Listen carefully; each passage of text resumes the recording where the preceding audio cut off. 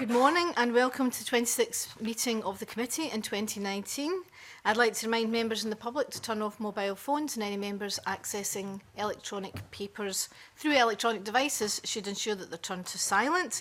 The first item on our agenda is an evidence session with officials from the BBC regarding the organisation's annual report and accounts. And I'd like to welcome our panel of witnesses this morning: Donalda McKinnon, Director of BBC Scotland; Steve Carson, Head of Multi-Platform Commissioning at BBC Scotland; and Glyn Isherwood, the Group Finance and Operations Director at the BBC. And I understand that Donalda McKinnon would like to make a short opening statement.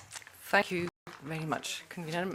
Agus míle taingear san fiach agus seo idú bhríndibh. Good morning, Convener, and thank you very much for inviting my colleagues and me here this morning. For those of you who don't know me, I'm Donalda, I'm Director of BBC Scotland, and as Convener said, I'm joined today by Steve Carson, who is BBC Scotland's Head of Multi-Platform Commissioning, and Glyn Isherwood, who is the BBC's Chief Financial Officer. You'll be keen, no doubt, to talk more fully about the details of this in due course, but you won't be surprised to learn from me that it's been a momentous year for BBC Scotland since we appeared here before you 12 months ago. Just 3 months after we spoke, capitalising on the biggest content investment by the BBC in Scotland in a generation, worth £40 million a year, we launched the new BBC Scotland TV channel with the aim of offering a wide range of compelling programmes made largely, but not exclusively, here in Scotland and aimed very firmly at those who work, rest and play here. We know that audiences in Scotland love their comedy and entertainment, drama, documentaries and sport in particular, and have a great appetite for news and current affairs. So when we launched the channel on February the 24th, bringing an additional 900 hours of new content to our screens annually, we made a deliberate plan to showcase those types of programmes in particular, while also appealing more to younger audiences than we have previously. Prior to launch, our regulators, Ofcom, outlined their expectations for the new channel. And I'm very pleased to tell you that 8 months in, working with around 80 different independent production companies, as well as our own in-house teams, and creating 80 new jobs in our newsroom, we've either met or are ahead of what Ofcom set out for us. So that means more than 1 in 6 of audiences in Scotland are watching the channel every week.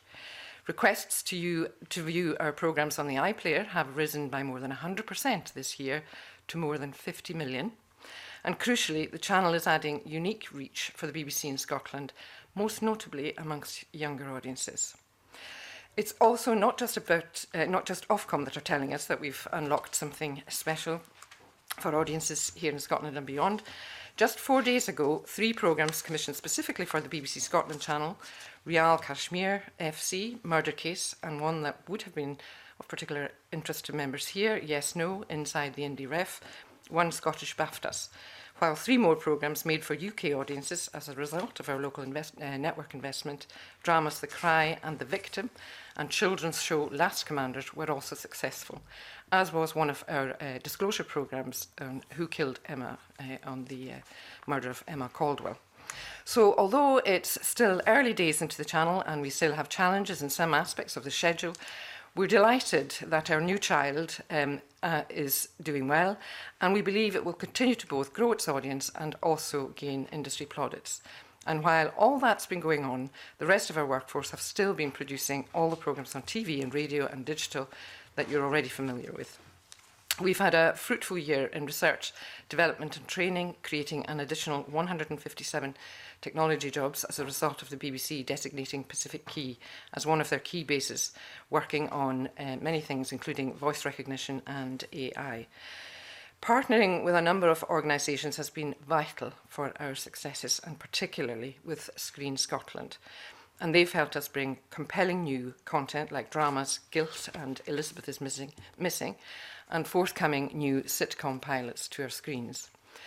We've also tried to share our new investment right across the country. Just today, for example, we're announcing a raft of new commissions from Aberdeen, including second series of The Children's Hospital and The Great Food Guys, and a much longer run for next year's Beechgrove Garden. And before I wrap up, I'll quote from a review which appeared in last weekend's Guardian Observer by Ewan Ferguson. So he says, for the last few months, there's been an experiment called BBC Scotland, a dedicated evening channel that seeks to reflect my country. It's a decades-old trouble boneyard of an ambition. Dreams and bodies still lie strewn, but just maybe this time they've pulled it off. In a newly confident nation, the channel seems unafraid to mix the old and couthy with the utterly new, sex, race, music, in a way in which they mostly blend in Scotland herself. There was much riding on new drama guilt. They've hit that bell, won that cigar, can swagger off with some candy floss. So in summary, 2019 has been a landmark year for the BBC in Scotland, and it's one of which we're very proud. Thank you, Convener. Thank you very much, Donalda McKinnon. And you've covered a number of issues that I know that members will wish to ask you more questions on. I'd like to open by asking you about the issues to do with equal pay, which have obviously been very much in the news this week with regards to this Samira Ahmed case. Obviously, you're not going to talk about that case. I understand it's going to conclude today. But I'm interested in the non-celebrity women in the BBC who are affected by this, and particularly, obviously, in BBC Scotland. So, could you tell me, perhaps, how many equal pay cases have been raised in BBC Scotland, how many are progressing, and how many have been taken to formal grievance? So I think we mentioned last year when we were here, Anne Bulford, who accompanied me, mentioned that we had 12 outstanding equal pay cases in BBC Scotland at that time. I can say that we have been dealing with these equal pay cases and indeed many other pay inquiries over the course of the last 2 years. And in particular this last year, I have to admit that I think the process has taken too long. I think it's been a bruising experience for those who have been involved in it, who have raised queries about their pay. And I thoroughly regret that. We are doing our best, and Glyn can talk more about the detail of the actual processes put in place to deal with these cases, to examine them thoroughly. That can take time because you can be dealing with some pay cases that go back decades. But nevertheless, I do think that we are intent on fixing this situation. It's not good enough. It's one that I personally wish that we didn't have, and I will do all in my power to try and make that as easy as possible, as far as I possibly can. If I could just go back to the numbers, how many have been raised? You talked about those that are outstanding, but how many have been raised and how many are still progressing? It might be helpful if I talk from a pan-BBC, because it's a pan-BBC issue that we're addressing, and the process is pan-BBC as well. We've been through substantial change around how we have a pay framework for individuals across the BBC. It's there to ensure transparency, fairness, competitive pay for people. And there was an NEO report earlier this year which recognised a substantial achievement in getting those frameworks in place. So people now understand where they individually sit within a market-informed pay range. Inevitably, that level of transparency for people has enabled them to raise a level of queries. And we've encouraged those queries so that people understand where they sit. So across the BBC, we've had some 1,300 pay queries where people want to understand where they sit within a band and what that means for them. Some of those, a small portion are based on equal pay, but the large majority is a check-in to see what their pay is. The process has been very robust. It starts for most people in an informal way where they can check and raise that query with somebody in the HR department and then register it in a more formal way. Most of them are dealt with quite quickly, but some of them, as Donald says, have queries that run over many years and require some deep HR archaeology to get to the bottom of people's issues and queries, and we do that. We've put substantial resource into resolving these issues. We have dedicated case managers, and we've also, over the last 6 months, put people in dedicated roles as hearing managers rather than doing it as part of their day jobs. We've made progress. Across the BBC, we now have only 4 informal cases left to resolve, and then we have a number of cases which are in the formal process, which is less than 60. Right. So how many were raised in BBC Scotland? In the first instance? So in the first instance, 74 of the cases raised in BBC Scotland. 74 cases were raised in BBC Scotland. And how just- many of them have been, in your view, resolved? So we have a handful outstanding. I think Right. the reason we don't want to go into an exact number, clearly it's such a small number, we don't want to relate it to individuals. Yeah. You talked about fair pay. You understand in terms of employment law, there's a difference between equal pay and fair pay. So how many of those cases have been resolved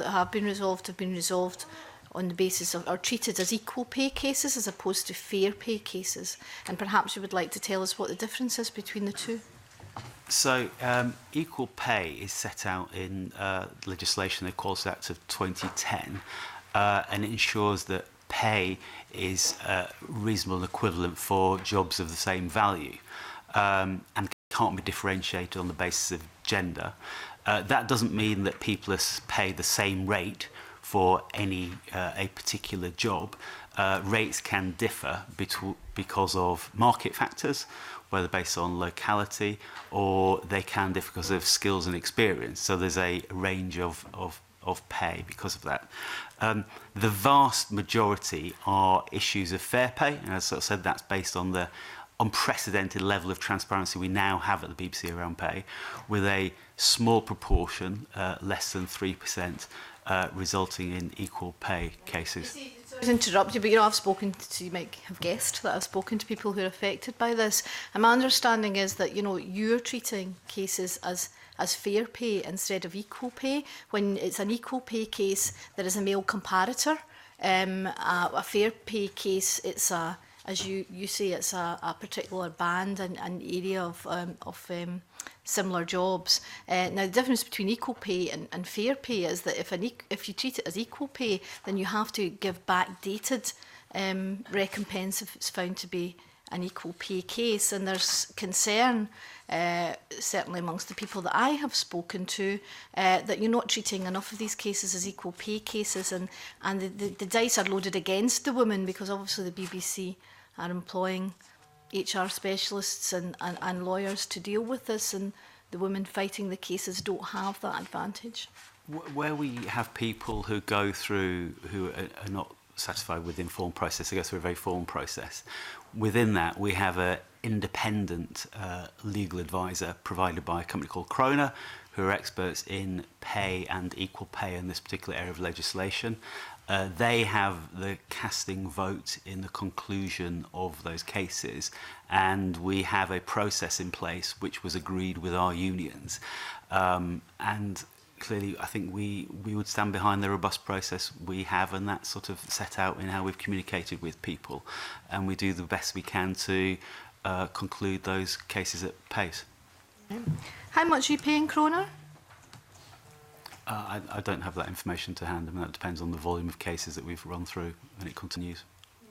How many cases have there been where the woman has come forward with a male comparator, where you have resolved it without recognising the male comparator and treated it as a fair pay case?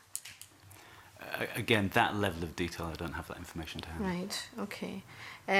My understanding also is that there are a number of people who are what you call red circled within the BBC. That means they've been moved from other jobs. Perhaps they've been moved sideways, or they've been moved, they've actually been demoted as part of a management restructuring, and their pay is red circled, so it can't be touched. And that's causing quite a lot of difficulty in terms of these equal pay cases.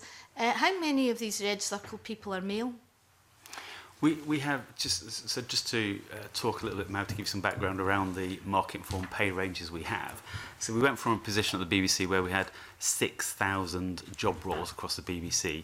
We did a very thorough process in looking at how people map into particular roles and particular pay ranges, and reduce that number down to 600. So everybody's clear where they sit and what job grade they sit within. When we conclude that process, some people had a salary outside that job pay range, and so it's appropriate that as they're outside the job pay range, their salary is frozen until the job pay range catches up their salary. I think that's what you're referring to in terms of And what I Red was referring to Circle. was just asking you how many Red Circle people are male within the BBC. I don't have that information. Right, okay. In terms of the questions I've asked you, the detailed questions, would you mind writing to the committee? Of course. With the answers to them, including how much you're paying Kroner, because certainly the people I've spoken to have suggested that Kroner do have a reputation of coming into corporations in order to reduce the burden of pay claims. That's why you would hire them in the first place. Well, I don't think that's true, and we brought it in. We've set up a robust process to deal with it, but Right. I can write to you with that information. Okay, thank you very much. Claire Baker. Thank you, Convener. Apologies for being delayed this morning. Since the last time BBC were in front of the committee, the new channel has been launched. And although it's early days, the reported 12 million expenditure spend, I understand we don't have a breakdown of that at the moment, but it can give an indication, if that's possible, of how that revenue has been spent and what areas are the priorities for the channel. So the new money amounted to around £19 million. So I think the 12 million you're identifying is probably the sum of money beyond news. Would that be right? The detail we have said beyond the reported 12 million spend on the new channel. In 1819. So But that's the if- end of that year. Yeah. Okay, sorry. Do you want to speak? Yeah, well, as I say, the channel itself was launched to be multi-genre, so everything from sport to drama and documentary. I have some percentages of how that has broken down. It's about 20% sports. I think the scripted drama budget's about 20% as well. Documentaries about that as well. So we set out to provide a full service to the people of Scotland, and that's what we hope we have delivered. Could you maybe comment on, there has obviously been some news coverage of viewing figures has been the issue that some of the journalists have picked up on. Looking at some of the other reports, there's positive reports around young people being more engaged with the channel. And there are, I mean, what do you see the challenges with, firstly, measuring by viewing figures? Do you have any comments on how that is determined and how that relates to maybe online viewing, and what the expectations, how do we measure the success of the channel? How important is viewing figures to that? So I think overnight viewing figures are never the full picture, and increasingly now we are looking at consolidated figures over a period of time and different consumption. But I'm actually very proud of how the channel is performing, and despite some of the headlines that you will read in some newspapers, I don't think they tell the full story. We are delighted that we are reaching 1 in 6 people in Scotland every week. The channel has a 17% weekly reach. Its share is above the Ofcom target that we were set, and we are definitely seeing a pickup in younger audiences, and in fact it's improving the performance of the whole BBC portfolio, because it is attracting younger audiences in a way that we could say, is challenging other services. Mm-hmm. I think in linear TV terms, it's a success. So it's the biggest digital channel in Scotland from a standing start. Greater reach, as in amount of people tuning in each week, than household names, E4, Sky One, that have been long established and very significant marketing budgets. As Donalda says, the overnights are part of the story, but even there, a channel share of 2.4% is significant for a digital channel. Again, it's bigger, double or more than other household name digital channels. Quite regularly, some nights of the week, we are outperforming Channel 5, Channel 4, BBC 2. But the channel itself wasn't set up just to chase mass audiences. As Donalda says, it was how can we expand our offer to hard-to-reach audiences, people who don't consume a lot of BBC TV. So in our first 2 quarters, we're very pleased to see the fact that the channel has the youngest age profile of a BBC television channel. And then within that, there's a specific thing called unique reach. I think it's a bit less than 2% now. But those are young people who do not consume any other BBC television in peak are watching this channel. And again, it's a digital channel, and those are not. Those are people having to make a conscious decision to switch around the dial to find us. There's not a lot of casual grazing, sort of passing trade in the digital world. And then, as Donalda mentioned in her opening remarks, the linear story is only part of it. So I think one of the really big, significant moves this year has been iPlayer consumption. So the channel was launched, it has its own specific space on iPlayer, and we've seen, this will be ahead of our own projections, 110% growth in request to view BBC Scotland Commission content this year. That's more than 50 million requests to view. So that's obviously audiences in Scotland consuming this new content. but obviously audiences around the UK as well. So we think that's another reason why the channel is adding value to the BBC portfolio as a whole. And there's, I suppose one of the ambitions for the channel was to increase the amount of news output that's specific to Scotland, and the Nine is the vehicle to deliver that. There is I'd say it's a fairly significant budget that goes to the Nine, and there have been some issues around viewing figures, in particular to news. Can you maybe say a bit more about how you see that programme or the news offer developing? And is there ways in which the channel interacts with other areas of BBC offer? How do those interact with each other? Yes, so we set out to provide a news bulletin at 9 o'clock, a news programme at 9 o'clock, which was international, national, across the UK, and indeed very local in Scotland. And I'm delighted that we have delivered that. I'm very proud of that offering. I think it's quite a distinctive offering to anything else that the BBC offers audiences, and we definitely wanted to achieve that. We wanted to make it quite distinctive. I think journalism has proven itself in many ways. You asked the question about whether or not other services benefit from its journalism, and they do regularly. Network services as well as our own local services, whether that's radio or online or indeed our social media platforms. So I'm very proud. When you say that they, just to give the committee more information, you say that they benefit from it. In what way? How does that relationship, or how does what is generated in the Nine? How does that feature another? Well, there are lots of other. So pieces that appear first and foremost on the Nine will then have follow up on other outlets. And indeed, some of the journalists who work in the Nine work on other programmes. So Chris Clemens, for example, just recently produced a brilliant disclosure programme called The Lost Boys.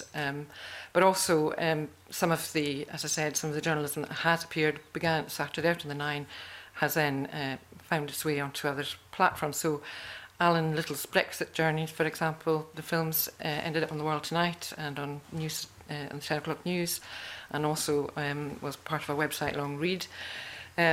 These stories regularly appear on GMS, on Reporting Scotland, as I said, and social media. Pleased to say that Jean Mackenzie, who is our Europe correspondent, has just been nominated for the British Journalism Awards in the Foreign Affairs category.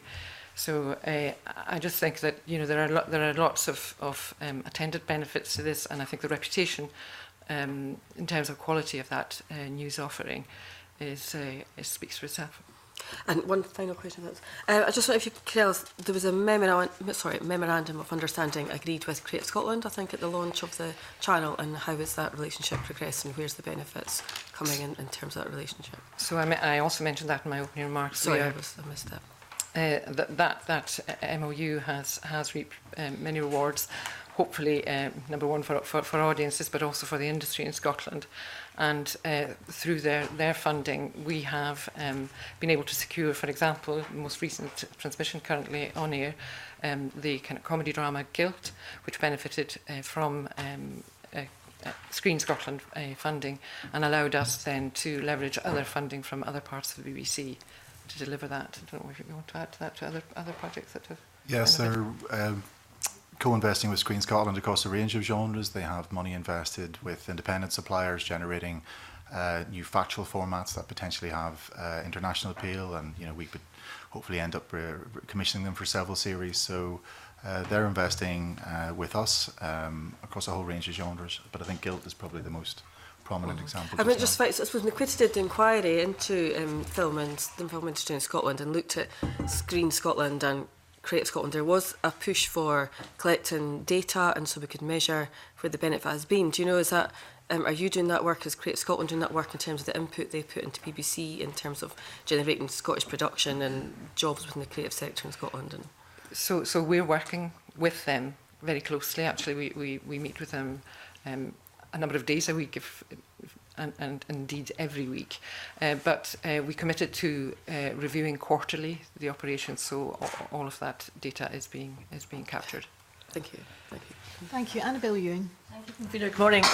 Turning to issues of regulatory compliance, I note that Ofcom's 2018 report highlighted a number of issues that it felt the BBC needed to address, and more recently in terms of some frustration about the lack of any clear plan that could therefore be easily assessed in terms of progress. I believe Ofcom has now written to the Director General of the BBC to ask that the next annual account set out a clear plan for making and tracking progress by March 2020. As far as BBC Scotland is concerned, what specific measures are being taken to address each of the 4 areas highlighted by Ofcom, being transparency, original programming, attracting young people and representation of different groups? So obviously we will cover all of that in terms of reporting the performance of our services. We meet with Ofcom regularly and we'll be working with the Director General and indeed with others across the BBC in terms of addressing these macro issues. So I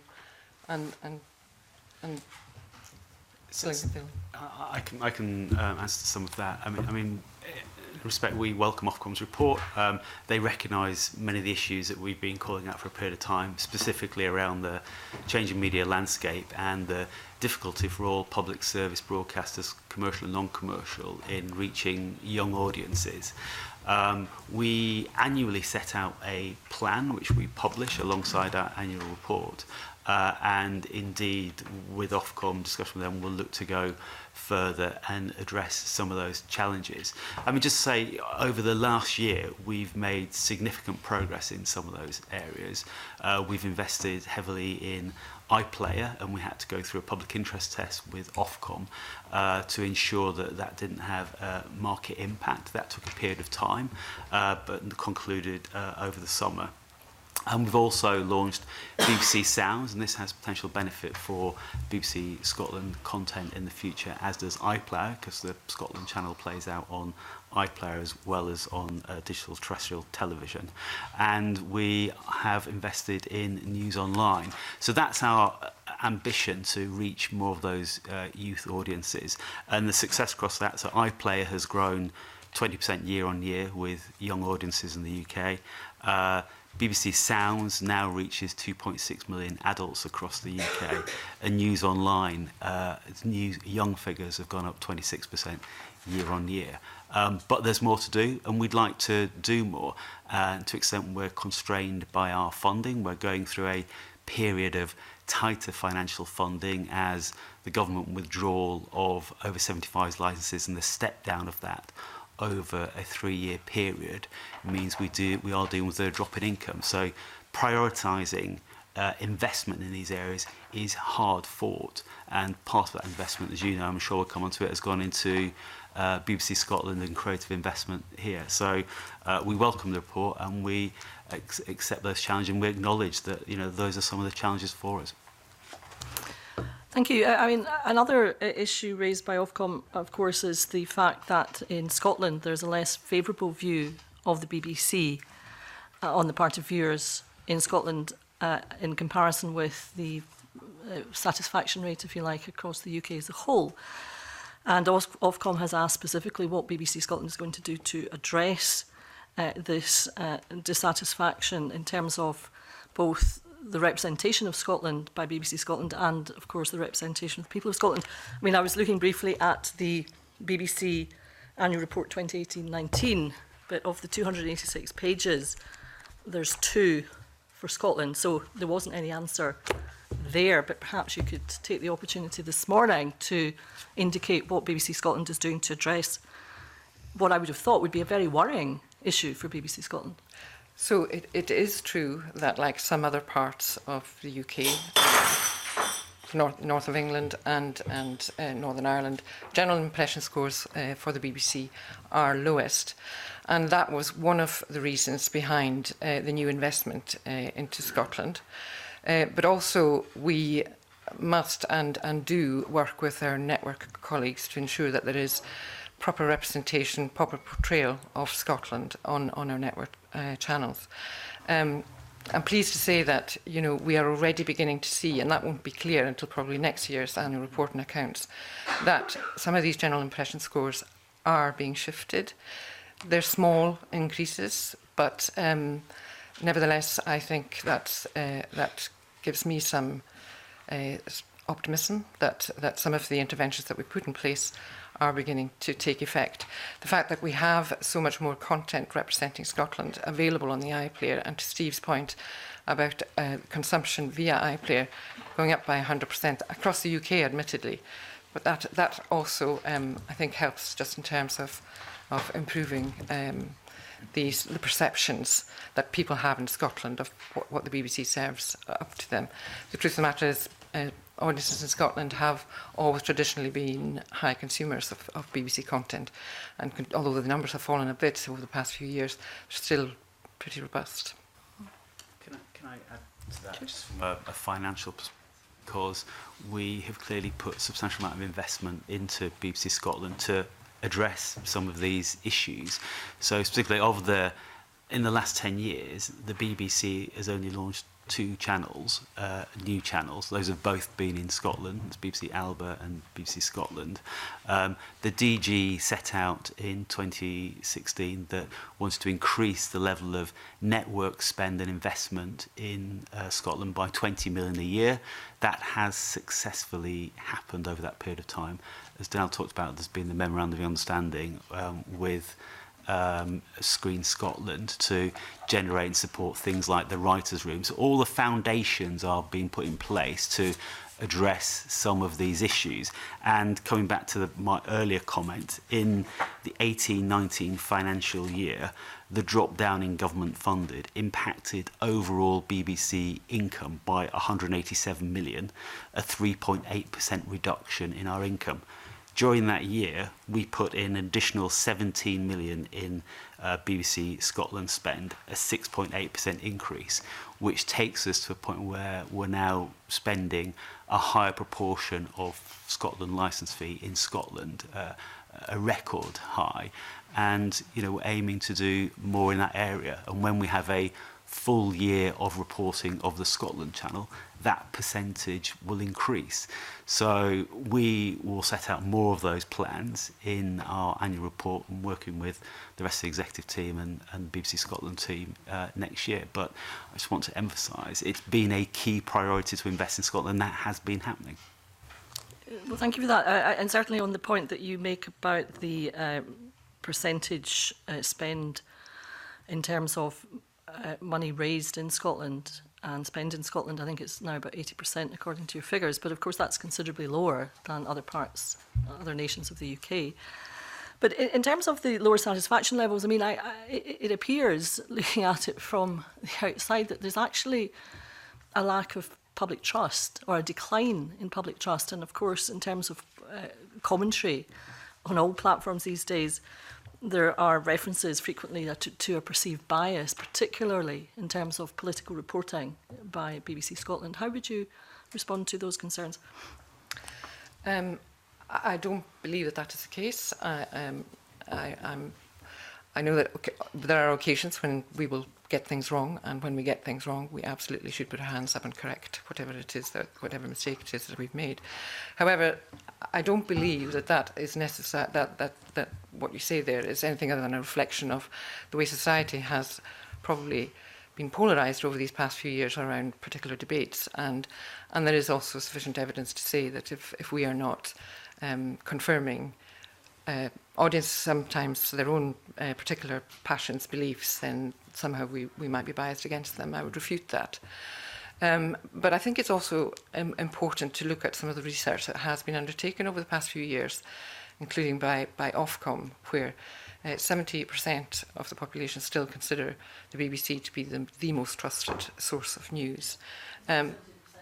Of Scottish viewers or UK-wide? I think it's UK-wide, so it's not broken down into a figure for BBC Scotland. But 70% of adults in Scotland think the BBC is effective in informing, educating and entertaining people in the UK.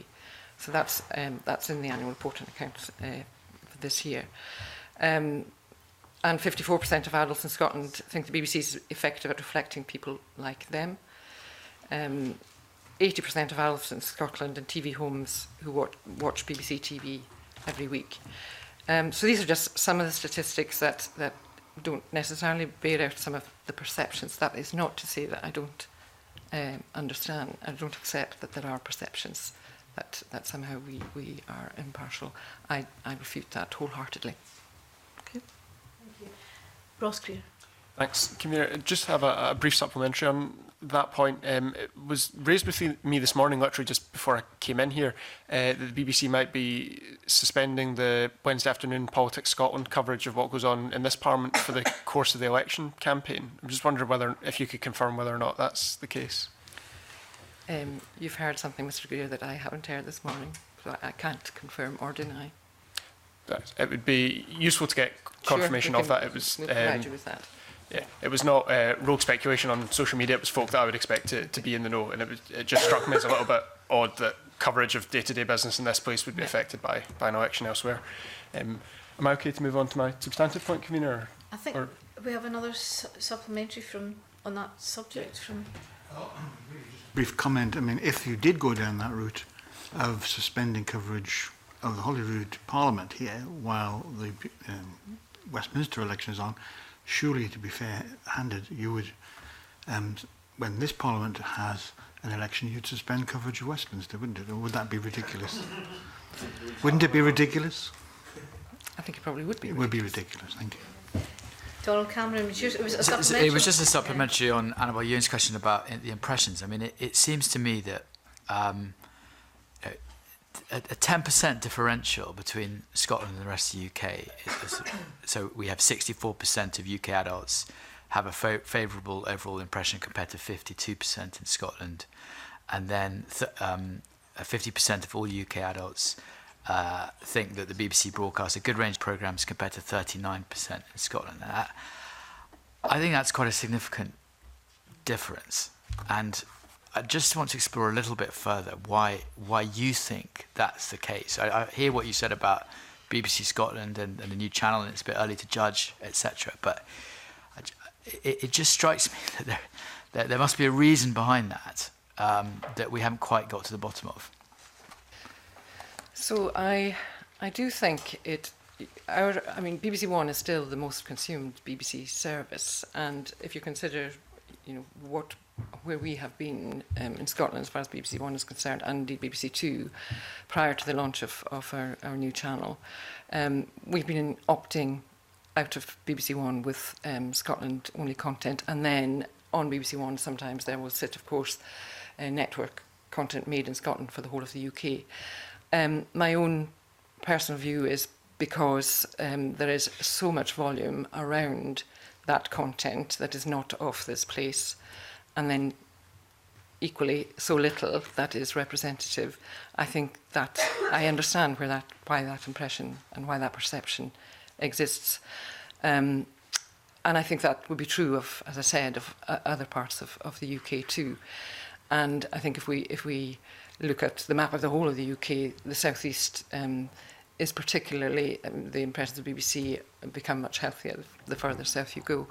And I think that is something that the BBC is trying to address. And one of the 4 priorities that the Director General announced earlier on this year was to really examine again what we're doing beyond London. And I think, the intervention that was made here with the new investment announced in 2017 does go some way to trying to address that issue. I think we're also living in times where there is obviously a proliferation of choice. People have arguably more choice now of media than ever before. So I think the volume question is really important. Quality also is really important. I think Scotland is a nation of regions. I think there are different cultures within Scotland, which I would like us to be able to represent better than we do. I think we are really trying to do that with the new service, and the fact that we have that landscape on which to operate now, alongside what BBC Alba has very successfully done for 10 years, I think does give us a real opportunity. And then as consumption habits change and people move off, I'm not sure that we'll ever lose the appetite for live television, particularly around events. But I think as we move to more consumption via other means and catch up, etc., I think that volume question, the fact that it's easier to find, that's been another issue for us. We have made some brilliant content over the years, which sometimes people were failing to find. I think we have a much better way now, and in fact, one big element in Steve's team is looking very hard at content discovery, and we're trying to make it easier for people particularly in Scotland, to find some of the great content that we're creating. I think if a convener could add on that, so the approval gap is always top of mind for us. You know, consumption, as Donalda says, in Scotland is actually higher. I think it's still 12% higher than the rest of the UK, but people value the BBC less. There are some green shoots within that. I think our own figures and some Ofcom show that, as Donalda said, the 70% of adults who think the BBC is effective in informing, educating and entertaining people, that's slightly up. I think another metric we do, and particularly in the channel, look closely at is that people who feel the BBC Scotland is for people like them. That's ticking up, which is 54%, and again, that's not a full year of the channel. I think that idea of, you know, people feeling that their place is represented is important. So within BBC Scotland, we have a very concerted effort to get out of Glasgow. I think on the channel, if you look at, you know, even our championship football coverage, that's partly to serve a football audience. It partly shows our commitment to the game outside the Old Firm, but it also enables us to be in different places around Scotland every week that we have the football. Specific series we commission, like Darren McGarvey's Scotland or Hidden Lives, designed to, you know, get out to places that probably haven't felt they have been covered hugely at all before. And then you can do that in general programming, like quite a straightforward format like Scotland's Home of the Year. Again, gets around the country. You can hopefully change perceptions through content, and I think, as we saw potentially at the BAFTAs, you know, people are beginning to receive our content well, but that general impression of the BBC score is affected by so many other things. So the over 75s issue, for example, can just come along. But, you know, I think through the content initiatives we've done, the investment we have, the new services, helping people get that content more easily, you know, that is our strategy for reaching hard-to-reach audiences and helping people to feel there's greater value in the BBC for them. But also, you know, I think it's true to say that audiences in Scotland also wish to see their realities reflected on network services across the whole of the UK. And what we have been able to do, and we have seen a lot more of, is collaborating with our network colleagues. So many of the commissions that Steve has made will find their way onto network platforms. And critically important for us, they are attracting also co-funding, which has been really important to us and will continue to be important in terms of delivering that quality of offer that we aspire to deliver. Thank you. Mike. Thank you very much, Convener. Before I ask my question, I certainly like to confirm, in my view, certainly the BBC, I think that most people would agree, is the most trusted source of news that we have, certainly from my view. But I want to concentrate my questions on new productions. And in your introductory remarks that you said you work with, excuse me, about 80 independent production companies. First of all, could you tell me how many of those are Scottish-based or Scottish production companies? And how do you encourage, because I think you've got a reasonably good story to tell, but I'd like to just hear it, again, from yourselves. How do you encourage homegrown talent? You've got your own production, in writing, production, directors. How do you encourage that homegrown talent? So I think we've laid some of the groundwork for this with some of the initiatives that we've been engaged in previous years. So the creation of BBC The Social, for example, was really important in terms of creating a talent pipeline, which is now beginning to appear on the BBC Scotland channel and indeed in other places. And I think also the fact that we are using the nether end of the television schedule to encourage new, younger talent, perhaps some more experimental, riskier programming, has allowed us actually to, and Steve can talk a bit more about this, to commission some people who had hitherto not made television before. The companies that we work with are almost entirely Scotland-based companies. Yes, almost exclusively Scottish companies. Yeah, a couple of Northern Irish ones. But yeah. Okay. Yeah. But can I ask what proportion of your work goes to the outside production companies, and what sort of proportion is in-house? Outside the news offer, it's significantly more out of house than in-house. But you do have a reasonably large in-house production team. The in-house production team of BBC Scotland serves radio, digital production, obviously the orchestras, and some TV elements where they tie into another offer. So, for example, Breaking the News is a very successful Radio Scotland programme. We put some additional investment into it. It's now a television programme for Channel and also a successful podcast. I'm just concerned that with the reduction in income that the BBC has had, are you still focused on encouraging homegrown talent to come through? Absolutely. It's absolutely in the DNA of all our services, and we felt the new channel again was an opportunity to take risks, bring people through. We have a host of initiatives, for want of a better word, from the writers' room to develop new writers. We've just launched an iPlayer 2 weeks ago, some drama shorts co-funded by Screen Scotland. We have a new first-time directors strand on the channel, which is commissioned. That's about 6 films a year. Within the past week, we've had 2 pieces made by production companies that are new to television, View from the Terrace, and another show called Arctic Academy about young pupils from Bathgate Academy going to the Arctic. That's made by a company that had done corporates and advertising, but we're new to broadcasting. It's a key part of what we're doing. We set out there to take risks, to give people a chance, and I think a digital channel can give you the space to do that. Yeah. We've got pipelines for our social media accounts through to channel, and then obviously ultimately we have BBC One Scotland is our big mass audience proposition. And we also, of course, run apprenticeship schemes every year. We also have a number of journalism trainees, and also we work very, very closely with the National Film and Television School of Scotland, which is based in our headquarters at Pacific Quay. Okay, thank you. That's fine. Thanks very much. Alexander Stewart. Thank you, Convener. Can I ask to start with about BBC Alba? And as we discussed last year when you were here in Elder, it celebrated its 10th anniversary, and there was an increase in some of the programming, specifically around the news and current affairs, leisure, and some of the recreational side of things. But we did note that there was some decrease in education and in the children channels and children's programming that was part of that. And last year you did give us an indication that there was to be some investment in that. And we've heard this morning about the investment that's going across the piece, and that's to be very much welcomed. So can I ask, with that decrease in the education and children's programmings on the channel, how the BBC intends to engage with younger viewers and younger audience about the content? So, younger audience is important to us across the piece, but no more important than on BBC Alba, and particularly what we do with around children. I think what we're looking at in this year's annual report and accounts is a 6-month picture. So at the time of the 10th anniversary last year, it was decided that we would change the mix of programming to reprioritise towards more children's programmes.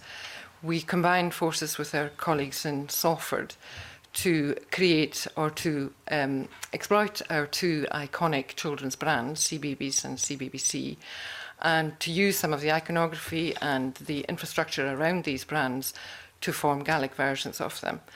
So the choice was then, do we invest in origination, which is what we have done, decided to do, and probably pull back a little bit on versioned animation, for example.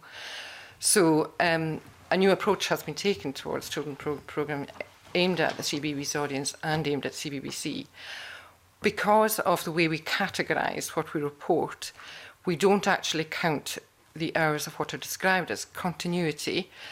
I don't think it's a particularly appropriate description, because the continuity elements are in vision, and they're very much an integral part of the entire offering of children's programmes for our Gaelic-speaking youngsters. Very much about engaging with personalities on screen, and not that they're not just announcing, they're not just interstitial announcements, they are very much part of the overall offering. So they will involve makes, for example, creating stuff, they will involve a birthday slot, they will involve engaging with young Gaelic-speaking children. They will come onto set. In fact, I was down visiting the sets just a couple of weeks ago and witnessed that for myself. So I think it is unfortunate that we're not able to capture that, but that is roughly about 26 hours that I think is in an asterisk somewhere in the annual report. But, and maybe at some point we will be able to report it, because that is a true reflection of what we've done. So we have reprioritised in origination, which is actually part of the overall BBC strategy as far as children's is concerned, because very few other people are originating children's content as far as other children's suppliers are concerned. I hope that answers your question. And taking that further about how you would engage with a younger audience, not necessarily just with Alba, but with the other channels as well, as to how you get that, and what strategies are in place to ensure that there is sort of joined up thinking, that you have a goal and a vision to what you wish to achieve. Because, as I say, things have developed quite rapidly over the last decade, but it's changing so quickly that you need to adapt to try and keep up and to progress that. So the strategies that you have in place now will not necessarily be the ones that you will have in a year or two's time. So how do you manage that process? I think that's fair to say. I think it is a dynamic environment, but you know, as Steve was saying, you know, we have vehicles through which to encourage new talent. We've also been very proactive just in terms of how we go about recruitment, how we reflect the diversity of our population on air. I think that's been really important, and that will continue to be very important for all our services. And essentially, we have what I believe is a quality offering. Young people are not just looking for programmes necessarily that feature young people, and we've seen, you know, the importance of something like Still Game, for example, to that younger audience, and indeed our sports offering. But also I think it is really, really important to allow these young creators to come through, and then for they themselves for them to be using their own media to promote, to allow others to discover what we're doing. And it's all about image, because you have that perception as to what you're trying to achieve. Your audience have that perception, and as we've heard, there are some views and opinions about how realistic that is in Scotland compared to other parts of the United Kingdom. So when you're trying to get that balance together to ensure that you have that strategy in place that does engage with the audience and the community you're trying to achieve, it would appear that Scotland's not making that quite as yet at the level that you'd like to achieve. But there is room for improvement as to how you go forward and do that. There will always be room for improvement, but I think, as Steve has said, we are actually very proud of what we have achieved, and you know, relative to the rest of the BBC portfolio, actually this channel is beginning to perform rather well with young people. And Steve, do you want to maybe add? Yeah, just, I mean, iPlayer consumption itself tends to be sort of younger skewed, as in under 55s is still young in broadcasting, which is encouraging. In terms of collaborations with Alba for young audiences, we this summer collaborated on Transmit and Belladrum. I take my hats off to the production team and Belladrum, who broadcast in Gaelic, and then switch services and began to broadcast in English all evening. You can attract young audiences through sport. So again, a collaboration on the Women's World Cup. BBC Sport held the overall rights and then worked together to facilitate BBC Alba being able to cover the Scottish home matches there. So we are seeing the fruits of that collaboration on screen. Young audiences are absolutely key to the strategy, but all audiences are key. I mean, there's a universal licence fee, and we're very mindful of that. And as Donalda said, you can target young audiences with specific programmes for them, and we do. We have, particularly post-11 o'clock programmes, but, I think young people look for authenticity and quality, so they'll go to Still Game because they recognise that's true to itself. They'll go to River City. They'll go to Inside Central Station, sort of a documentary series about public transport. Big audiences in Channel and a young skew. So, thank you. Donald Cameron, did you have a supplementary? I think you've actually answered it. I'm interested in the interrelationship between BBC Scotland and BBC Alba, but I think you've unless you've got anything further to add, I don't have anything to ask. Thank you. Stuart McMillan. Thank you, Convener. Good morning, panel. Just a few questions. First of all, on the issue of the funding, Mr. Isherwood-Earlier, you commented and you said that funding is getting tighter. And in the annual report, it talks about the funding for the Red Button and the online services, and it's around about £3 million. With the Red Button service to stop, will that have an effect upon the budget for BBC Scotland? There's no anticipated impact on the BBC Scotland budget through withdrawing that service. I mean, we have to respond to how the market moves and what consumer behaviours are telling us, and that was the reason for closing down that service. But aware of any impact on BBC Scotland. Will there be an impact upon the budget with the BBC taking over the UK TV channels? No, so perhaps first I'll explain a little bit around UK TV. So the BBC has a commercial subsidiary called BBC Studios. For a period of time it was in partnership and it owned 50% of UK TV channels along with Discovery. We concluded the deal last year where BBC Studios subsidiary used some of its borrowing capacity to acquire the other half of UK TV, so that it had a place that it could use and forward on its kind of programming across an advertising sale. So it's meant to be a deal that makes it easier to use our rights in the UK, bring in additional revenue for the BBC in the long term, so it's value accretive in that respect. So the additional profits that are generated through that, through the synergies of ownership, will accrue back to the broader BBC financial pot in terms of dividends and increased profits through BBC Studios. So it's meant to be an opportunity to help us increase our investment. So as our licence fee income reduces as a result of the over 75s, we've got an opportunity to work our commercial subsidiaries harder that will help increase funding pan-BBC. Okay. On the actual the reporting, also the figures have been rounded to the nearest million as compared to the previous of the 100,000.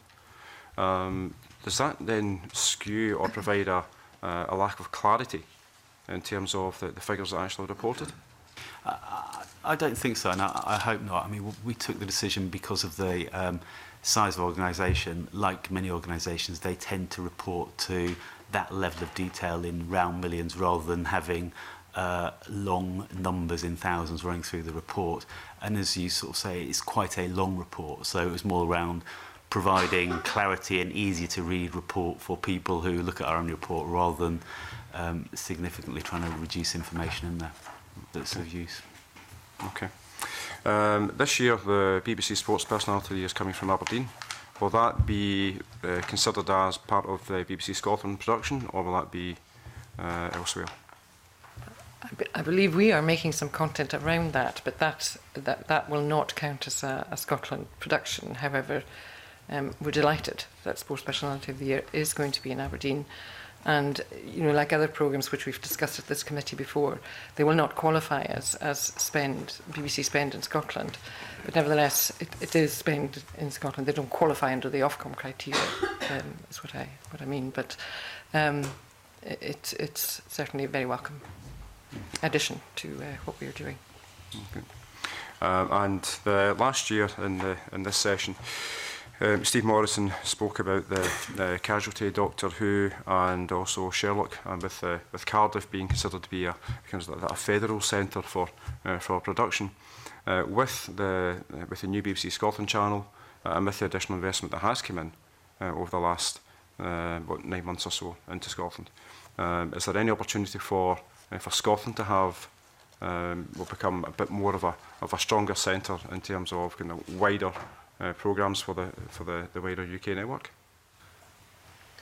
Yes, and I think we're already seeing some signs of that. At Scotland, the in-house production model per se previously had specialisations in arts and science and on the factual side, and that continues to be strong. In terms of the channel budget was set with a £2 million target within it to bring in external revenue from other sources. In actual fact, over the past, I think it's 18 months or so, we brought in 6.3 million into budgets from other sources. That's other parts of the BBC, obviously the relationship with Screen Scotland, other broadcasters, distribution deals, platforms like Netflix, for example. So that's a big part of the strategy. In order to deliver the best possible quality service to Scotland, we need other funding and other funders. And we've proactively gone for that. I think Guild, which is on air now, co-funded by ourselves, Screen Scotland, BBC Two, is a good example of that. On the factual space, we're now getting co-commission investments in titles like Murder Case, which is run successfully on both Channel and BBC Two. There's a 2-part special co-funded at very significant cost level by ourselves and BBC Two early next year. and we're doing it across a whole range of programmes. I mean, that certainly sounds positive, but also just in terms of the additional income, clearly in terms of Scotland, although the figure has increased, but it is still just 80% of the, in terms of the income versus the expenditure in Scotland. Obviously Wales is 97.2, Northern Ireland 96.9, and England also 69.2. So clearly progress has been made, but would you anticipate that 80% figure to increase over the course of the next 12 months? Pick that up. We expect that in our next set of annual accounts, which are published next year, there will be an increase from 80% this year. And as I said before, that will reflect the full year operation of BBC Scotland Channel. Our desire is over the long term to try and improve that. But as my colleague Steve Morrison, I think, mentioned and explained last year, the percentages are higher in Wales and Northern Ireland for specific reasons. Wales, as you mentioned, has the production centre that does a lot of network production, and then Northern Ireland, because it's a smaller place in terms of news provision, has to operate with a disadvantage, and that it has to provide a level of news and galleries and services similar, so it accounts for a higher proportion of total spend compared to its income. As you know, and looking at the kind of report, you can see that BBC England, because of the scale of BBC England, the percentage is actually 72%, so it's the lower. You see it kind of is in inverse proportion to the size of each of the nations. Just one question is regarding radio. I think the offer in BBC Radio Scotland is actually quite broad, but what plans or proposals do you have to look at it and potentially change things? We conducted some fairly significant audience research into Radio Scotland, and as off the back of that began to roll out some changes. In September there we announced some changes to the makeup of our key news programmes, breakfast, lunch and drive time, which are the spine of the daytime schedule, and they'll be rolled out soon, and then we'll be moving on to other pieces. I think, you know, all time spent listening to radio consumption in Scotland across the UK is down. Common sense would say people have other things that they can do with their time than listen to live radio. Now the smartphone has changed that. But we are conscious that we want to make sure we have that kind of broad speech-based offer. I think there's an opportunity actually, as the commercial stations in Scotland increasingly are syndicated, their Scottish presenters have gone. You know, we think that there's a huge public service value in that if you want to hear in-depth news, intelligent discussion that's also warm and accessible in Scotland with people who sound like you and live near you, that's BBC Radio Scotland. As part of those overall changes then, we're now looking at additional music service. We've considerable investment already in music on radio, and there's a great talent base in Scotland here as well. So we're taking it in pieces. I think the news programmes first, rest of the daytime schedule, weekends.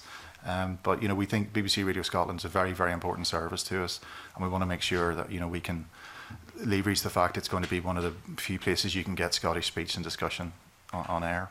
The online story is also quite positive. 40%, a bit more than 40% of listening to Radio Scotland is now on online services, and again, I think, you know, future-proofing ourselves there. I think just look quickly last week, there's more than 300,000 requests to listen to Radio Scotland content on online platforms.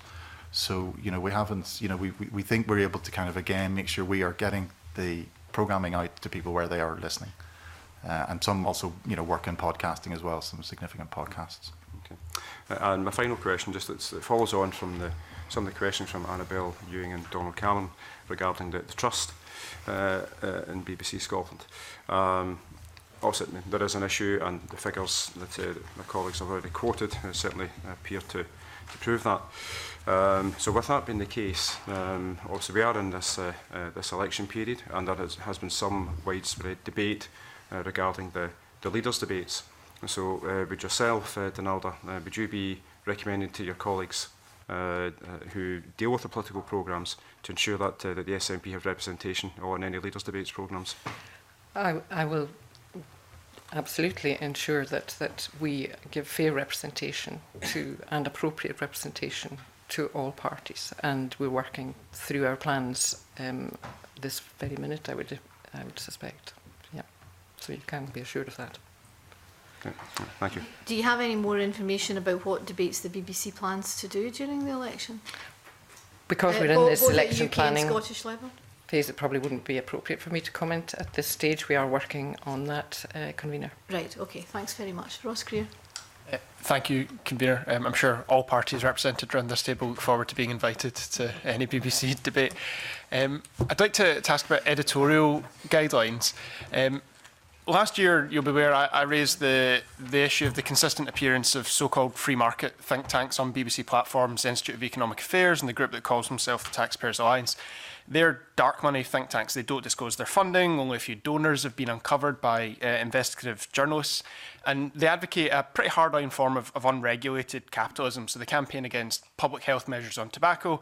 They happen to be funded by tobacco companies. It's widely believed that they're funded by US pharmaceutical companies, which would explain why they're so keen on privatising the NHS. Now, last year when I raised this, the Deputy Director General said that it hadn't been raised with her before, which I don't believe was the case. I know certainly wasn't the case. But subsequent to that, I had an exchange of letters with the Director General. And in July this year, he confirmed to me that the editorial guidelines had changed, which was really welcome. So the new guidelines state that the BBC shouldn't assume that guests, including think tanks, are unbiased and should provide appropriate information, including their sources of funding. That should be disclosed if it's appropriate to the context. Not a single appearance that I've seen of the IEA or the Taxpayers Alliance since July, and they're on BBC platforms almost every single day, including Question Time last week. Not one of those have their sources of funding been disclosed, and not one of them have I seen them be asked about their sources of funding. So the question that I have is, what is the purpose of BBC editorial guidelines if they're not being implemented? Well, they should be being implemented, and if they're not, and if there's evidence to bear out what you're saying, Mr. Greer, then I'm very happy to look into that. But I can't remember exactly which think tank it was, but I do remember, and on the basis of understanding that amendment had been made to our editorial guidelines, I was very conscious to have picked out where that context was being given in one of our reports. I just can't remember for the life of me at the moment exactly which one it was, and it might not have been the Taxpayers Alliance, but I'll look into that. Yeah, I mean, there's a range of groups. There's a particular network of so-called free market think tanks. There's other groups as well. I had a debate on Good Morning Scotland with someone from the blog Spiked. They're funded by the Coke industry, who are major US climate denial lobby. The debate was on Greta Thunberg and her role in the climate strike, so it was obviously very relevant. It wasn't disclosed at the start of the programme because I genuinely believe BBC producers didn't know, but they hadn't asked. So I disclosed it during that programme, and Spiked were not particularly happy about that. But just to confirm your position on this then, the issue with these groups is that they are not willing to disclose who funds them. If they're not willing to disclose that information, would your position then be that they should not be invited onto a BBC platform? I would have to understand what the overall context was, but I mean, our editorial guidelines, as you rightly quoted, clearly state that context is very important, and I would be encouraging all of our journalists to ensure that we were applying that. Yeah, so if we were to take Scottish equivalent of Question Time, debate night, if debate night was going to be looking at issues around the NHS, for example, and it is widely believed that these groups are funded by US pharmaceutical companies, I presume an invitation to a group such as that would not be extended for a programme like debate night unless they could disclose to you whether or not they were funded by relevant interests, for example, pharmaceutical companies. I would hope that in our research that we would have uncovered that, if that were the case. Yeah. But part of the issue, the point I'm making is these groups refuse to disclose that information. So if you were unable to uncover that because they refuse to disclose who funds them, presumably an invitation would not then be extended, or it would be withdrawn on the basis of them not providing that information. I would say so. Thank you very much. That's very welcome. I don't know you could make that an absolute rule. I think the spirit of what you're saying is right. Is you should be mindful that people from organisations may not be neutral, independent. I mean, for example, in Northern Ireland, as far as I'm aware, it's still confidential who contributes to political parties for security reasons. So do you know what I mean? That if you just said, if you don't disclose your funding, you cannot appear, you may be cutting off a valid form of political discussion and debate. Up to a certain point, I mean, so political donation rules in Northern Ireland are changing because of the historical issue. They're understandable for historical security reasons, but we're in a new period now, and particularly off the back of DUP funding of the Leave campaign in Great Britain, not in Northern Ireland, those rules have changed. But the point here is there is an important issue of context and the information being disclosed to the viewing public.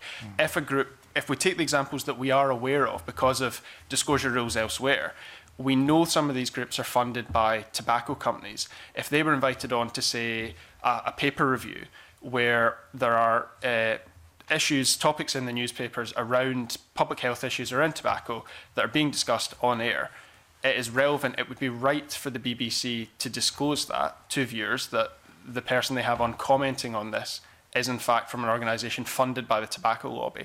If that was not disclosed, then that's a disservice to the viewing public, which is why these editorial guidelines have changed. I'm hoping we're all agreeing on that point. The editorial guidelines were changed for good reason. Yeah. Thank you. Okay, thank you very much. Kenneth Gibson. Thank you very much, Convener. Good morning, everyone. And I'd like to congratulate you on the success of your new channel. I hope it continues to go from strength to strength and flourish even more as the years progress. I think the 88 new jobs in the newsroom is going to be particularly welcome given the pressure on journalistic jobs in Scotland and across the UK in recent years. I think I do share concerns already expressed by other members if Politics Scotland is to be suspended during the campaign. I have actually looked at the BBC's own live feed of this committee, in fact, and there's no information as to whether or not that is the case or not. It does say Holyrood Live will continue, though, throughout the campaign, so I suppose that's something. But I would have thought, Donalda, given that you're obviously the director of BBC Scotland, if such a decision had been taken on Politics Scotland, that you would have been integral to that decision and at least have been consulted on it beforehand. So who would have made such a decision if such a decision has been made? Well, I'd like to establish if indeed, Mr. Gibson, that decision has been made. But yes, I would imagine that they would and they should consult.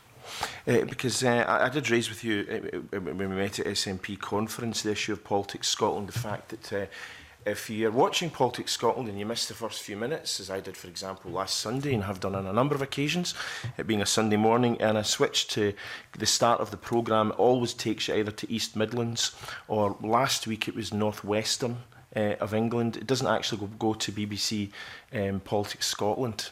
Interestingly, the other thing about that programme is that it's always followed Westminster recess times rather than Holyrood recess times, and it is the word Scotland there. It might cover Scottish politics, but it clearly doesn't cover. It obviously doesn't prioritise Holyrood. It's very much a Westminster-based programme, and I would hope that the BBC would look into that in some more detail in order that it's become a bit more focused in terms of what's happening, not just in here, but on the kind of schedule that we actually operate in here. But it'd be good to find out what the position is on the Politics Scotland. I realise that you can't obviously communicate with people today. The other thing I was wanting to mention was obviously your accounts. Now, obviously, we got the Spice briefing, which talked about the £249 million in Scotland at a 311 million raised as expenditure. But if we actually look at your accounts as published on the 2nd of July, and we look at page 171, we break that down just a wee bit further. Of the £249 million, only £112 million is actually categorised as local spend. So network content is £80 million of that, then, and the total network spend is some £85 million, and then there's various other expenditures. So the 80% figure isn't really accurate of the money raised in Scotland. So of that 311 million, the local spend is 112 million according to your accounts, and I would also like to ask what happens to the differential, the 62 million between the 311 and 249 million. Where does that go?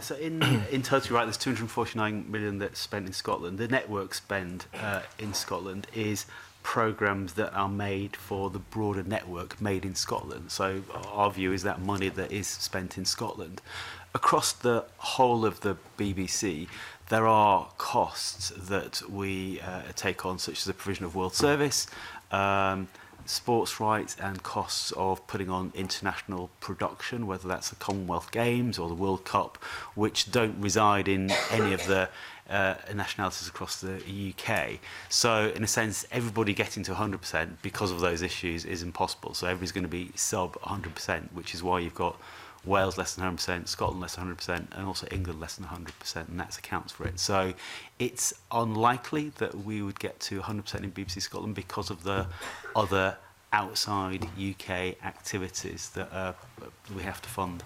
No, I feel I appreciate the network spend. I don't think there's anyone here who wouldn't suggest for a single minute that we shouldn't make that solid contribution. It's just that it seems to me a bit of a misnomer to put it under Scotland when it's actually Scotland's contribution towards the network. But the other question I asked was, where's the differential go, the difference between the £311 million income and the 249 million spent here, if you're already committing a chunk of that 249 million towards the network?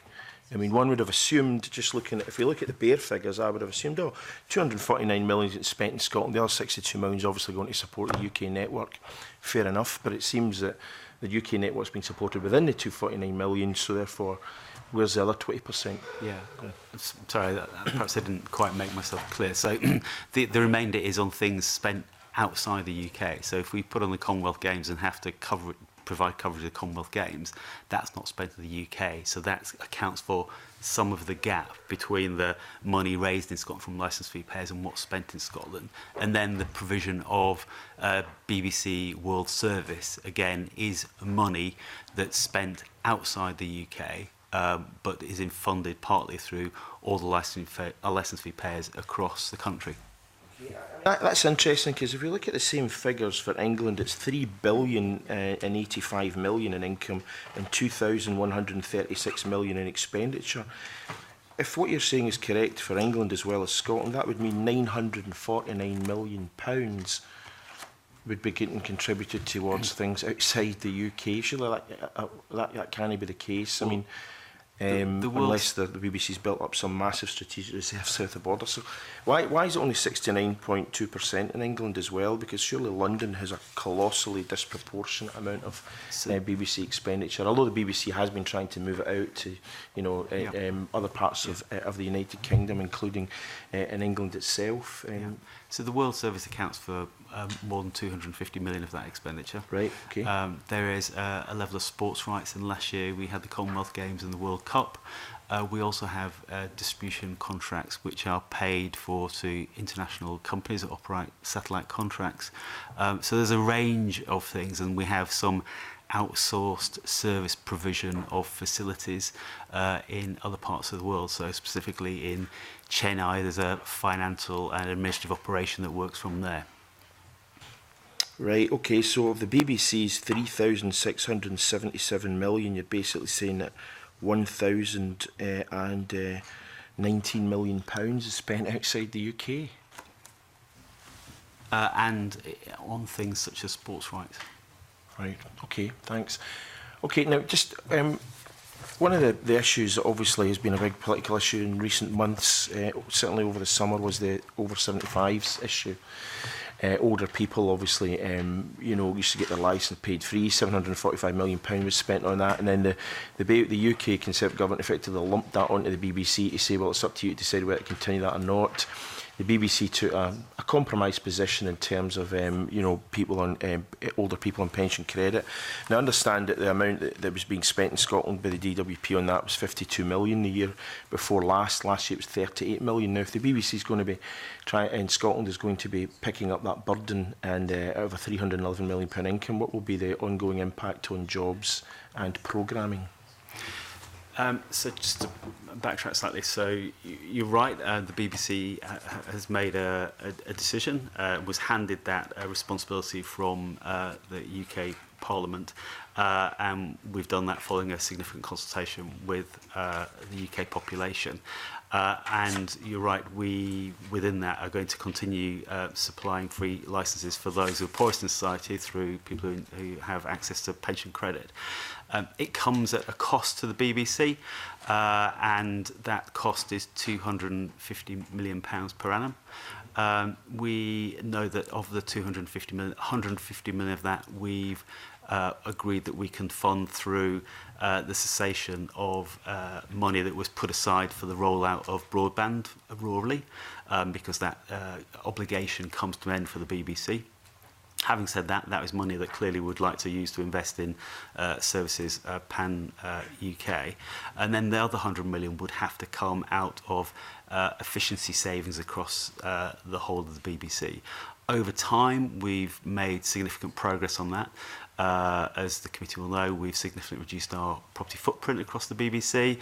We've sold off many of our London properties and consolidated down. That's driven significant savings and continues to do so.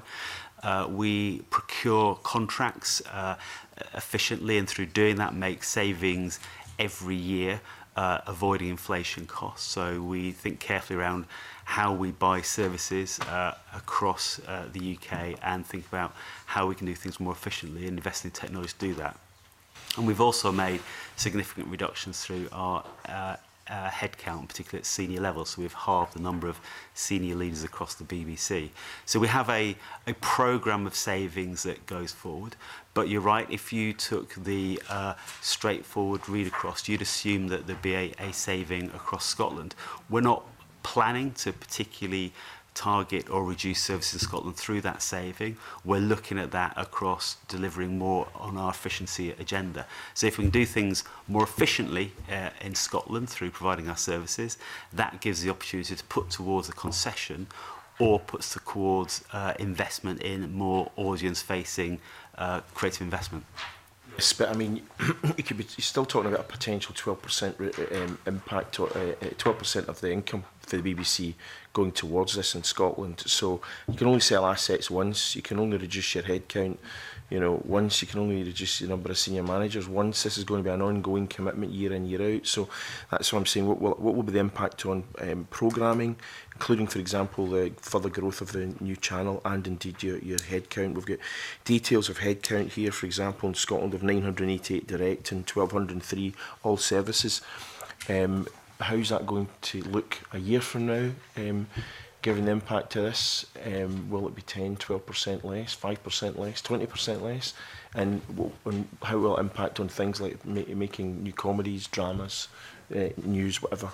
I think that's what we really want to know. It clearly makes it more difficult to invest because it's more constraining. So we would have liked to have put more money into Creative Scotland, but we're constrained from doing that because of providing the concession to people with pension credit.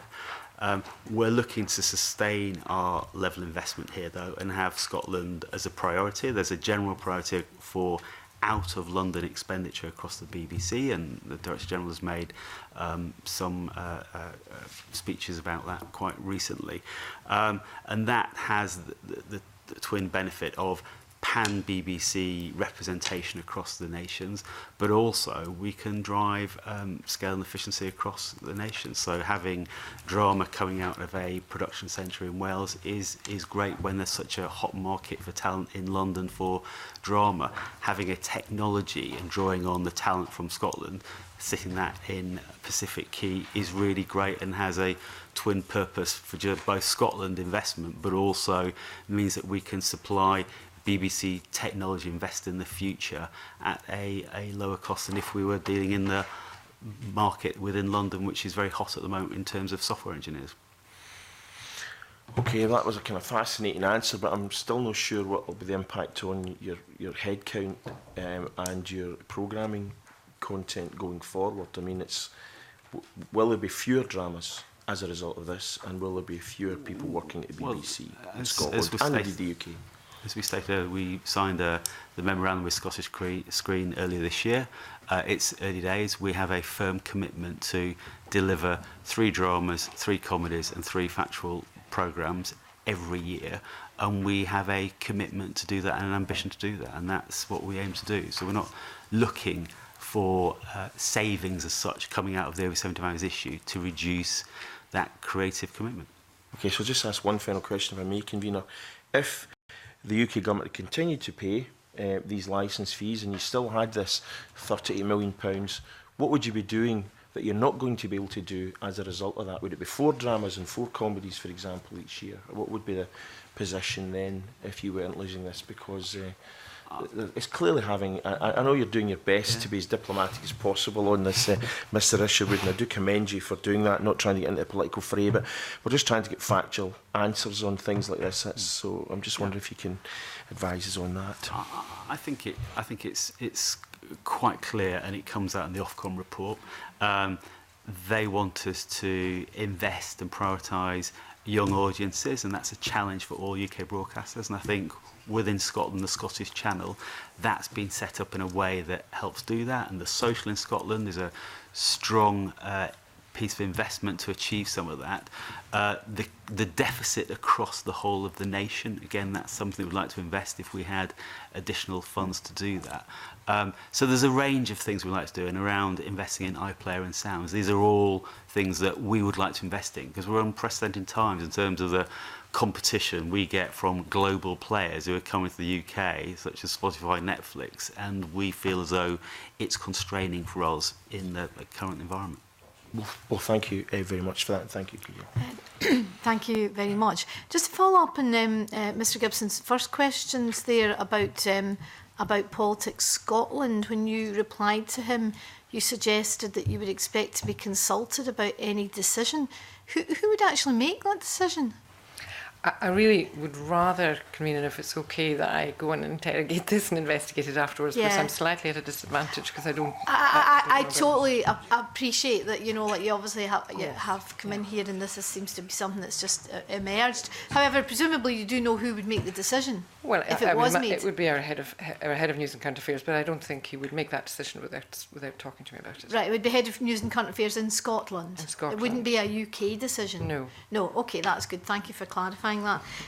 Also, to go back over some of the figures in the accounts, there was, I think other members have raised the issue of the distribution costs and how they have risen in the Scottish accounts from 33.5 million in 2017-18 to 42 million in 2018-19, and they are quite opaque. So there's some questions over that. But in addition to that, the proportion of distribution costs charged to Scotland compared to England as a nation is quite markedly different. So just to go into your accounts for the BBC in Scotland, it's 41 million in distribution costs out of a total expenditure of 249 million, and that's a 16%. 16% is accounted for with distribution costs. As you go to England, it's 116 million out of 2,136 million, and that's a 5.4% of their expenditure is accounted for by distribution costs. Can you explain why there's such a big difference? So on your first question, occasionally, periodically, we review how we allocate costs to our services. When we do that with the objective of making it clearer and more understandable for people who read the accounts. The distribution costs we've allocated in a different way in 2019. In doing that, it makes sense, and all organisations do that, is to restate the prior year to make it directly comparable. So for us, it just makes it clearer. On your second comment, the reason distribution costs are proportionately higher in Scotland than in England is because Scotland has dedicated services that require distribution. So although BBC Scotland was only launched in the year, it would have an allocation of distribution costs for that. But you also have BBC Alba and its own Radio Scotland services. So that accounts for a higher proportion of costs which go on distribution. I think a lot of people will find that not very convincing, to be perfectly honest with you, because obviously there's huge amounts of spend in London. You know, London produces many more network programmes and very high value programmes, so it's a big difference. 5.4% to 16.4%. That's a huge difference.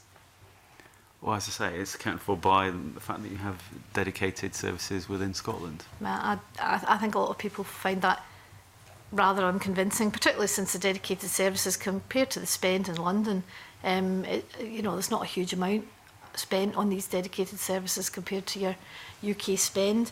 And to go back to the dedicated services, I would like to congratulate you on the new channel as well. And I've heard a lot of good feedback about it, and you know, I really do wish it well. I'd like to ask Donalda whether she thinks that there is enough money being spent on the new channel, given that, you know, your accounts show that the new channel is receiving 12 million, whereas the Welsh language channel it gets 22 million, and my understanding is that's the closest comparator. So do you think that you could do a lot more with more than 12 million? Always. Yeah. But I think what has been important, and we're talking about the spend to date for these particular accounts, it won't be the total spend over the course of this year, that'll appear next year, is that you know, I think we always said that it was going to be challenging to launch a brand new television service in what is already a very crowded marketplace, and also challenging with the sums of money. But what we have done is, as we said we would do, we would use these sums of money as wisely as we possibly could to generate further income. And it's great credit to the creative sector in Scotland that we have partnered with them and with other agencies, and indeed with other commissioning bodies, not just within the BBC, but beyond the BBC, to make as much of that investment as we possibly can.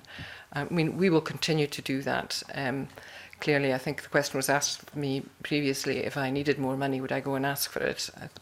The answer to that would be yes, I would, but I'm also very conscious of the constraints that face the BBC currently, and I'm keen to do all that we can, yes, to secure the good health of that service and that channel and all our other services, but at the same time be mindful of my responsibilities to the whole of the BBC, just in terms of what it delivers. That's a very diplomatic answer, thank you very much. But Mr Isherwood, how would you, if you're looking at how to fund channels, you know, that you've got a channel in Scotland and 12 million, a channel in Wales and 22 million. I mean, how do you assess, you know, a brand new TV channel, how do you assess the budget for that? I mean, it just seems a big difference. So just to clarify, on the 12 million cost, obviously that accounts for just the period of launch up to 31st of March, so it launched in February. It doesn't account for a whole year cost of running the channel. I think we've publicly stated before, from a content spend, we're looking at a channel that's some 32 million of spend per annum, which would be ahead of the Wales comparator. I think when we look forward around how we allocate spend across channels, clearly we are mindful of our audience challenges. We look at, so BBC Scotland channel will compete against other services, and do you want to back success? And to the extent that, you know, it's successful, is meeting audiences' needs, whether that's representation, viewers figures, all that kind of stuff, we would seek to place what additional investment we have to the channels that deliver that most effectively. Clearly across the UK, BBC One is a very cost-efficient way of delivering across all audiences. BBC Scotland, because of its smaller reach, is harder, so its cost per viewer hour will be higher. That will come down as it grows and establishes itself. So I think we're watching carefully to see how it works. But you can't view Scotland from a metropolitan position. You know, that's always going to be the case in a country like Scotland. It's a very different demographic and distribution of population, so you can't judge Scotland and judge the success of your content in Scotland in the same way as you would, you know, in highly urban areas in the south of England. No, but I'm trying to, what I want to is relate it to the overall objectives of the BBC and also the objectives for Scotland itself, because as your colleague Mr Gibson mentioned, is we're tighter funding. We've got to think carefully around how do we deploy the best money we can in the best way for Scotland in the broadest sense, whether that's network production and representation of Scottish voices on there through expenditure and investment into BBC Alba, radio services, or the BBC Scotland channel. So there's quite a lot in the mix, and just within BBC Scotland, of what we'd choose to do in terms of investment and spend. Yeah. Obviously, if the distribution costs came down, we could put them into the new Scottish channel, and that would, I'm sure, Mr. Carson and Ms. McKinnon would be very pleased about that. Okay, thank you very much for your time today and coming to give evidence to the committee, and we'll now move into private session. Thank you.